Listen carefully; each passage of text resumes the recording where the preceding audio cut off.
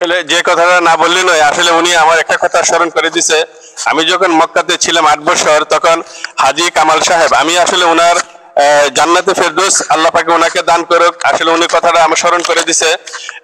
উনি হজে যাওয়ার পরে মক্কা যদি প্রথম গেছে তে আলহামদুলিল্লাহ, যদি মদিনা প্রথম গেছে, মক্কা আসার পরে উনি রুমে হাজিগুলাকে রেখে আইসে সর্বপ্রথম আমার সাথে দেখা করছে। আর আমি উনাকে আসার পরে আমি একটা অভ্যাস ছিল যে উনি চা পান করতো, বড় একটা মগ দিয়ে আমি ওনাকে চা রেডি করে দিতাম। তা আমার কাছে এত ভালো লাগতো, উনি যখনই যাইতো আমি ওই সময় থেকেই হাজিদেরকে খেদমত করা বা কোথাও নিয়ে যাওয়া বা দিক নির্দেশনা দেওয়া, আলহামদুলিল্লাহ হাজী কামাল সাহেবের সাথে পরামর্শ করে আলহামদুলিল্লাহ ওই সময় থেকে আমি কাজ করতাম। যাই হোক, উনি চলে যাওয়ার পরে আমারই ভাই ধরে রাখছে। আশা করি ইনশাল্লাহ আপনারা প্রতারিত হবেন না, ইনশাল্লাহ আপনারা আমাদের ক্যাপশনে নাম্বার দিয়ে থাকবে, যোগাযোগ করবেন। আশা করি ইনশাল্লাহ আপনারা শান্তি পাবেন। তো এখন আমার সাথে কথা বলবে অল্প সময় যে হাজী সবির ইসলাম, উনি আপনার সাথে অল্প সময় কথা বলবে। আসসালামু আলাইকুম রাহমাতুল্লাহ। আমি বিগত 2022 সালে আমি বড় হজে যাওয়ার উদ্যোগ নিয়েছিলাম। আমার মুআল্লিম মাওলানা আব্দুল আহাদ সাহেব, ওনার মাধ্যমে আমি 2022 সালে বড় হজে আমার স্ত্রী সহ এবং আমার সাথে আরো 2জন লোক ছিল বারাগড়িয়া বড় হজে গমন করেছি। এবং উনি যেভাবে নির্দেশনা দিয়েছিলেন সেইভাবে আমি আল্লাহর রহমতে মক্কা এবং মদিনা ওনার কথা এবং কাজে প্রত্যেকটা আমি সম্পূর্ণরূপে আমি সঠিক হয়েছি। এবং তার 22 সাল পর থেকে 1 মাস 1.5 মাস পর পর ওনার মাধ্যমে আমি মোটামুটি কাফেলা রেডি করি, আমি মক্কা এবং মদিনা হজের কাজ সম্পন্ন করি। গতকাল আমি আবারও একটা প্যাকেজ নিয়ে গিয়েছিলাম, মাওলানা আব্দুল আহাদ সাহেব পাঠিয়েছিলেন।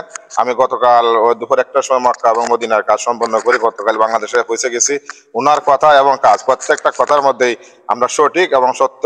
ওনার সাথে যারা যাইতে চান বা আমি ওনার অনুপস্থিত আমি দিক নির্দেশনা দিচ্ছি, উনিও তো এখন চলে যাবেন।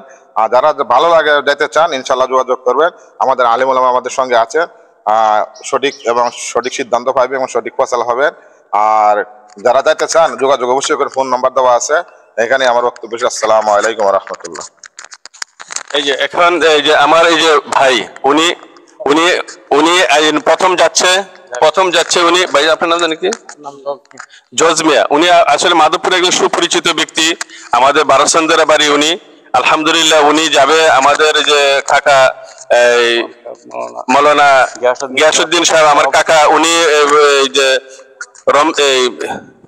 মসজিদে দোয়ার সময় বলছে যে আমার মামা যাবে। আসলে আমি প্রথম চিনতে পারছি না, পরে যখন দেখি যে উনি যাবে তখন চিনতে পারছি। আলহামদুলিল্লাহ আসলে এই একে একে দুয়ে করে আলহামদুলিল্লাহ মাধবপুর থানা না, শুধু বিভিন্ন থানা থেকে আলহামদুলিল্লাহ আমাদের কাছে আসতেছে। আলহামদুলিল্লাহ আমরা অত্যন্ত খুশি।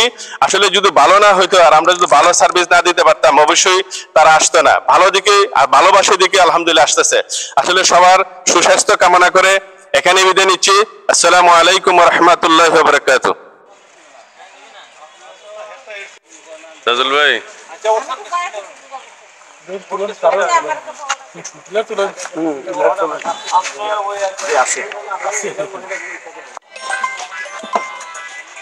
ভাই লাগাইলাম আপনার বিয়াটা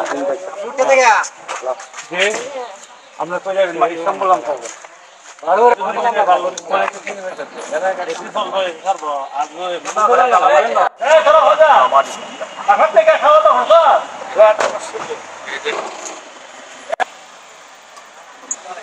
আচ্ছা এই এখান থেকে বাংলাদেশের